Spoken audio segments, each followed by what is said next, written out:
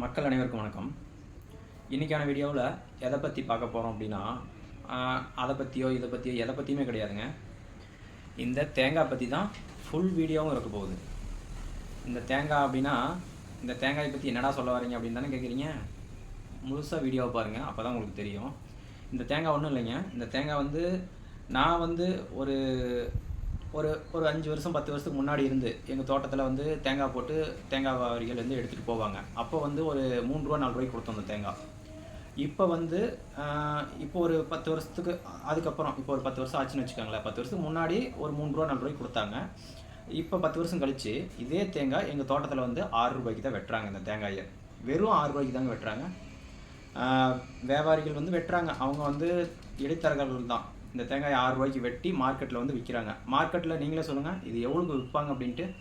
மீறி போனால் இந்த தேங்காய் ப்ரைஸ் மீறி போனால் ஒரு 30 ரூபாய்க்கு விற்கலாங்க.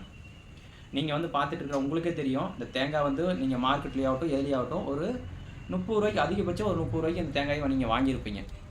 ஆனால் இந்த தேங்காயோட பயன்பாடு கண்டிப்பாக எல்லாத்துக்குமே தேவைப்படுது. இந்த தேங்காய் இல்லாமல் நீங்கள் எந்த ஒரு குழம்போ இல்லை மற்ற ஒரு சமையலோ எதுவுமே பண்ண முடியாது. தேங்காய் இல்லாமல் உங்களுடைய தலைக்கு தேங்காய் எண்ணெய் தேய்ப்பீங்க, எல்லாமே தேங்காய் மூலியமாக தான் வருது. ஆனால் இந்த தேங்காய் 10 வருஷத்துக்கு முன்னாடி தோட்டத்தில் 3 ரூபாய்க்கு வெட்டினாங்க. இப்போ ஒரு 6 ரூபாய்க்கு வெட்டுறாங்க. இதே மார்க்கெட் ப்ரைஸ் ஒரு 10 வருஷத்துக்கு முன்னாடி ஒரு 6 ரூபாயோ 7 ரூபாயோ 10 ரூபாயோ இருந்திருக்கும். ஆனால் இப்போ ஹையஸ்ட்டு 30 ரூபா தான் இந்த தேங்காய் விற்கிது. தெரிஞ்சுக்காங்க, சரிங்களா? இது நம்மளுடைய விவசாயிகளுடைய பொருள். விவசாயிகள் உற்பத்தி பண்ணி விவசாயிகள் கொண்டு வர பொருளுக்கு இவ்வளவுதான் ரேட்டு. புரியுதுங்களா? இந்த விவசாய பொருளுக்கு இவ்வளவுதான் ரேட்டு இன்னும் மார்க்கெட்டில் இருந்துகிட்ருக்கு. இப்போ அடுத்தது எதை பற்றி சொல்லுவேன் அப்படிங்கிறது தானே எதிர்பார்த்துட்ருக்கீங்க. ஆமாங்க, நீங்கள் எதிர்பார்த்துட்ருக்கிறதே தான். இப்போ நம்ம ஃபோன் யூஸ் பண்ணுறோம் பார்த்தீங்களா, அந்த ஃபோனுக்கு சிம் கார்டு, ஏர்டெல் ஆகட்டும், ஜியோ ஆகட்டும், ஐடியா ஆகட்டும், வோடஃபோன் ஆகட்டும், இதெல்லாம் ஒரு குறிப்பிட்ட வருஷத்துக்கு முன்னாடி ஃப்ரீயாக கொடுத்தாங்க. சரிங்களா? ஃப்ரீயாக கொடுக்கும்போது நம்ம எல்லாருமே வாய் பிளந்துட்டு வாங்கினோம். ஏன்னா என்னையும் முதல் கொண்டு தான் நான் சொல்கிறேன், எல்லாமே டேட்டா ஃப்ரீயாக கிடைக்குது, இது ஃப்ரீயாக கிடைக்குது, அது ஃப்ரீயாக கிடைக்குது, நிறையா வாங்கணும். அதுவும் இல்லாத கம்மியான ப்ரைஸ்னால் மார்க்கெட் ப்ரைஸ் சொல்கிறேன். இப்போ இந்த தேங்காவோட ரேட்டு அன்னைக்கு ஒரு 3 ரூபாய்க்கு வெட்டினாங்க. ஆனால் அன்னைக்கே சிம் கார்டு ஒரு 100-200 ரூபாய்க்கு விற்றாங்க. ஆனால் அப்போவும் நம்ம சிம் கார்டு வாங்கி யூஸ் பண்ணோம். அதை அப்படியே மாற்றி இப்போ மாதத்துக்கு யூஸ் பண்ணணும் அப்படின்னா சிம் கார்டில் நீங்கள் ரீசார்ஜ் பண்ணுறதுக்கு 400 ரூபா 500 ரூபான்னு ஏற்றிட்டாங்க. இது 6 மாதத்துக்கு ஒரு டைம். ஏன்னா அவங்க தான் ப்ரைவேட் முதலாளிங்க. அவங்க தான் நம்மளுடைய மக்களுடைய தலையெழுத்தை நிர்ணயிக்கிறவங்க. விவசாயி கிடையாது. ஏன்னா உங்களுடைய கண்ணோட்டத்தில் பார்க்கும்போது விவசாயி உங்களுடைய தலையெழுத்தை நிர்ணயிக்க போகிறது கிடையாது. அந்த பண முதலைகள் தான் நம்மளுடைய மக்களுடைய தலையெழுத்தை நிர்ணயிக்க போகிறது. அவங்க சௌகரியத்துக்கு சிம் கார்டு ரேட்டையோ சிம் கார்டு ரீசார்ஜ் விலையோ ஏற்றிட்டாங்க. இந்த தேங்காயை வச்சு பேசணும் பார்த்தீங்களா. இப்போ என்னடா சொல்ல வர நீ, சிம் கார்டும் இந்த தேங்காய் ஏற்றுனதுக்கு என்னடா நீ சொல்ல வர அப்படின்னு நீங்கள் கண்டிப்பாக கேட்கலாம். இந்த தேங்காயை வச்சு உனி மண்டையை உடச்சிருண்டா அப்படின்னு நீங்கள் சொல்ல வரலாம். அவங்க ஏற்றிட்டாங்க. உனக்கு விருப்பம் இருந்தால் வாங்கடா, இல்லாட்டி மூடிட்டு போடான்னு நீங்கள் சொல்லுவீங்க. அதே தான் நான், அதாவது அவங்களும் இந்த வீடியோ பார்க்குற நீங்களும் சரி, இப்போ நானே இருக்கட்டும், இந்த மாதிரி ஒரு வீடியோ போட்டாங்கன்னா, டே நீ சிம் கார்டு ரேட் ஏற்றிட்டாங்கன்னா நீ வாங்கினா வாங்காட்டி ஃபோனை பேசாமல் கம்முன்னு போடா அப்படின்னு சொல்லுவீங்க. இப்போ அது மேட்ரு கிடையாதுங்க. இந்த தேங்காய் இருக்குது பார்த்தீங்களா, அந்த தேங்காய் இது நாங்கள் உரிச்சு சேல்ஸ் பண்ணிகிட்ருக்கோம். இந்த தேங்காய் நான் மட்டும் சேல்ஸ் பண்ணலைங்க. இந்த மாதிரி நிறைய வியாபாரிகள் பண்ணிகிட்ருக்காங்க. ப்ளஸ் விவசாயிகளே நேரடியாக பண்ணிகிட்ருக்காங்க. இப்போ இந்த தேங்காய் இருக்குது பார்த்தீங்களா, இந்த தேங்காய் ஒருத்தர் காரில் விட்டு இறங்கி வராரு அப்படின்னா, இதெல்லாம் என்கிட்ட நடந்தது தாங்க. என்கிட்ட நடந்தது தான் உங்களுக்கு நான் பதிவாக போடுறேன். அவர் நல்ல பென்ஸ் கார் மாதிரி நல்ல கார் தான் வச்சுருக்கிறாரு. அதெல்லாம் விலையே சொல்ல முடியாது. ஒரு 15 லட்ச ரூபா 20 லட்ச ரூபா கார்லேருந்து இறங்கி இந்த தேங்காய் எடுத்துக்கிட்டாரு. இந்த தேங்காயை நாங்கள் ஒரு தேங்காய் எங்களுடைய வெட்டுக்கூலி, ஆட்டோ வாடகை இதெல்லாம் டேரெக்டாக நாங்கள் கொண்டு தோட்டத்துலேருந்து சேல்ஸ் பண்ணும்போது எங்களுக்கு அடக்க விலையே 15 ரூபா வருதுங்க. நாங்கள் வெறும் 20 ரூபாய்க்கு தான் தேங்காய் சேல்ஸ் பண்ணிகிட்ருக்கோம்.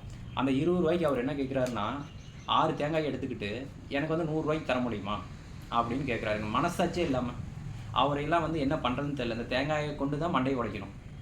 வீடியோ பார்த்துருக்க நிறைய பேர் நீங்கள் பெரிய பெரிய பணக்காரராக இருக்கலாம், இந்த மாதிரி நீங்கள் பேரம் பேசியிருக்கலாம். விவசாய பொருளை பொறுத்த வரைக்கும் நீங்கள் பேரம் பேசாதீங்க. கொடுக்குறாங்களா நீங்கள் வாங்கிக்காங்க. ஏன் அந்த சிம் கார்டுக்கு பேரம் பேசுங்களேன், பார்த்து தர்றேன், நான் இவ்வளோ ரீசார்ஜ் பண்ண மாட்டேன், இதை குறைச்சிக்கா, 500 ரூபா சொன்னாங்கன்னா இல்லை 300 ரூபாய்க்கு எனக்கு ரீசார்ஜ் பண்ணி விடுன்னு பேரம் பேசுங்களேன் பார்க்கலாம் கடையில் போயிட்டு. ஏன் அந்த தேங்காய்க்கு மட்டும் நீங்கள் பேரம் பேசுகிறீங்க?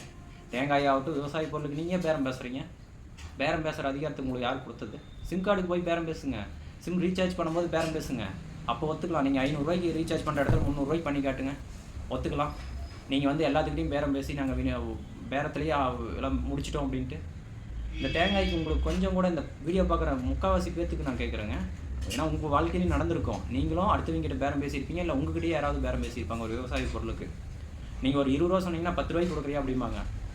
அவங்க அதாவது விவசாயியோட கஷ்டம் வந்து அந்த சாதாரணமாக வந்து வாங்குறாங்க பார்த்தீங்களா, அவங்களுக்கு தெரியாது. தெரிஞ்சிருக்கும். ஏன்னா வந்து இந்த விவசாய பொருள் வந்து ஏன் அப்ப மூட்டு காடாகட்டும், உங்கள் அப்ப மூட்டு காடாகட்டும், எந்த அப்ப மூட்டு காட்டிலையாவது இந்த விவசாய பொருளுக்கு இவ்வளோ தான் ரேட்டு தராங்க.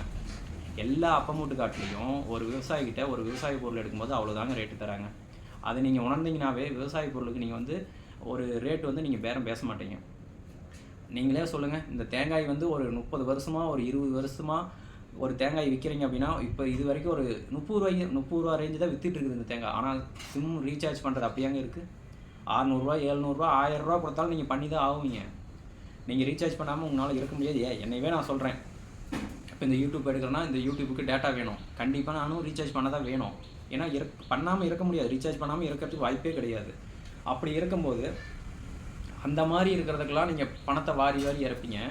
ஒரு சாதாரணமாக விவசாய பொருளை வந்து கஷ்டப்பட்டு எல்லாம் ஒரு 6 மாதம் 1 வருஷம் கஷ்டப்பட்டு பொருளை கொண்டு வந்து வச்சா 20 ரூபா சொல்கிற இடத்துல 10 ரூபாய்க்கு தரேன்னு கேட்குறீங்களே, கொஞ்சம் கூட மனசாட்சி இருக்குதுங்களா உங்களுக்கு? சொல்லுங்கள் பார்க்கலாம். முடிஞ்ச வரைக்கும் தயவு செஞ்சு விவசாய பொருளுக்கு யாருமே பேரம் பேசாதீங்க. உங்களுக்கு தெரியும் என்ன ரேட்டுக்கு விற்கிது அப்படின்ட்டு. ஒரு பொருள் ஒரு பெட்ரோல் கம்மியாக விற்கிதா எல்லாமே உங்களுக்கு தெரியும். அப்படி தெரிஞ்சும் நீங்கள் வந்து பேரம் பேசிகிட்டு இருக்கீங்க. அதாவது வந்து அந்த பொருள் வாங்க விருப்பமாக இருந்தால் வாங்குங்க, இல்லைனா போயிட்டே இருங்க. அடுத்த கடைக்கு தாண்டி போயிட்டே இருங்க. அடுத்த கடையில் கம்மியாக கொடுக்குறாங்களா போய் வாங்கிட்டே இருங்க. இதுக்கு நீங்கள் பேரம் பேசிகிட்டு இருக்கீங்க. இந்த மாதிரி வந்து உங்களுடைய வாழ்க்கையில் நடந்துருந்துச்சுனாவோ இல்லை நீங்கள் வந்து பேரம் பேசியிருந்தாவோ மறக்காமல் வீடியோ கீழே கமெண்ட் பண்ணுங்கள்.